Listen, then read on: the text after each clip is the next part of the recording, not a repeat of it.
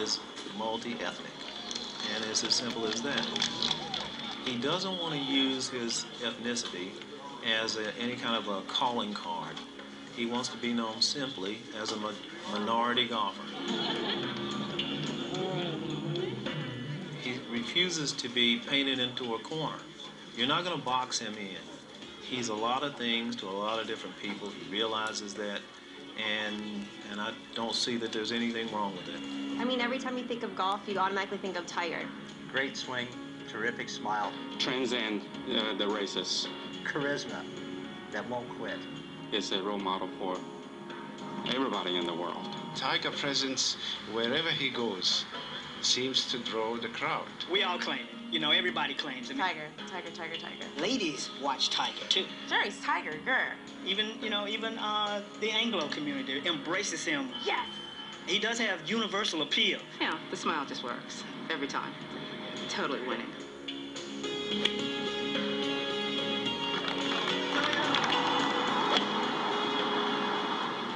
I think he motivated a whole lot of people, young, old, black, white, all different nationalities. I think that's the most positive part of it.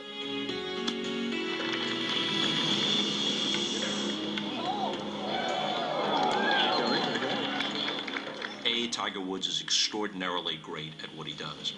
B, by virtue of his ethnicity, it's worthy of attention because golf has essentially been lily white until now. He has had to deal with things that I myself would have never had to deal with. I never had anybody tell me I couldn't play at a course, or I wasn't allowed to do this, or wasn't allowed to do that. So he's had to deal with things that I can't even fathom that he dealt with, and he's dealt with them phenomenally. He's a credit to himself.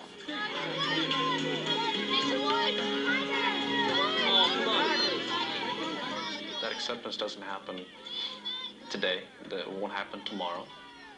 But it will happen one day, and it will happen person by person and gradually, generation by generation. And it's up to me, it's up to all golfers who are on the tour, especially minorities who are involved in the game, you know, to teach our young kids, our aspiring kids, that that's not the way. That's not the way it is. That's not the way golf is. It's the way golf used to be, but that's not the way it's going to be. In 1991, at the age of 15, Tiger's career began to move from the remarkable to the unique.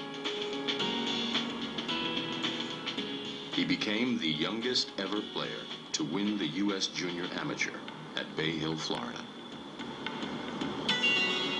I worked so hard to win that tournament. I think that's when my dad finally realized how much winning really means to me. I think he kind of always knew, but he'd never seen me cry. Not after a win. He's certainly seen me cry when he's had to put, you know, these antibiotics on my knees from skateboarding accidents and stuff. That hurt a lot. But he never seen me cry after winning. That was the first time he's ever seen me do that.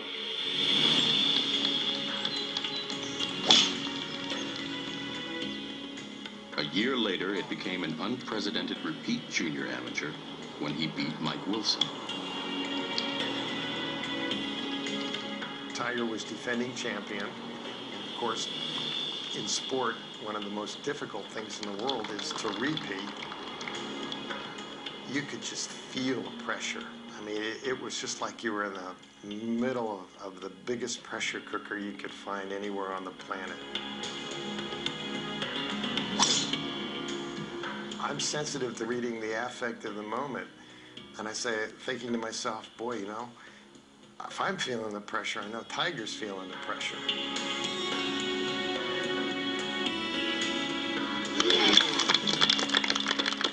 So I look at Tiger and I just sort of semi-smiled at him in our normal way of relating. And I said to him, hey, Tigers, I said, you know, it's getting pretty hard to swallow out here, isn't it? And he looks at me and he goes, hard to swallow for you? How'd you like to have to hit this next wedge shot? All you're doing is walking. So it kind of broke the moment.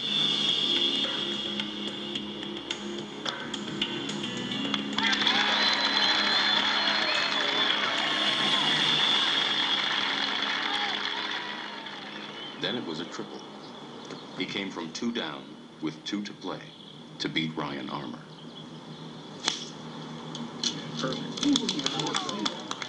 I think one of the more exciting moments in Tiger's career would be the last U.S. Junior in Waverly, where he was 2 down with 2 to go.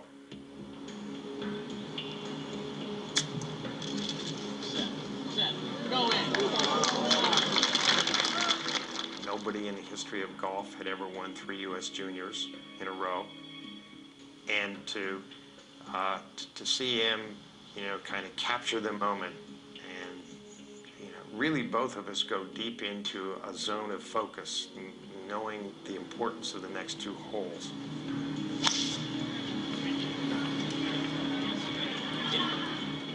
It was like we were both in our own little world, in our own little zone, and everything else, it was just like silence.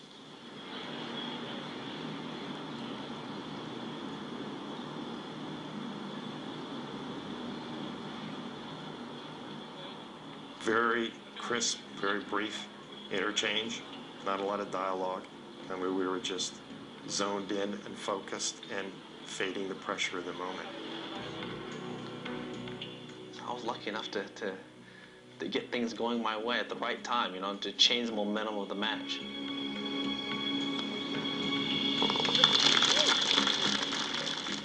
He's got that great gift of the champion, and that is, under moments of pressure, he has the ability to elevate his game to the next level. You see that in the great elite athletes.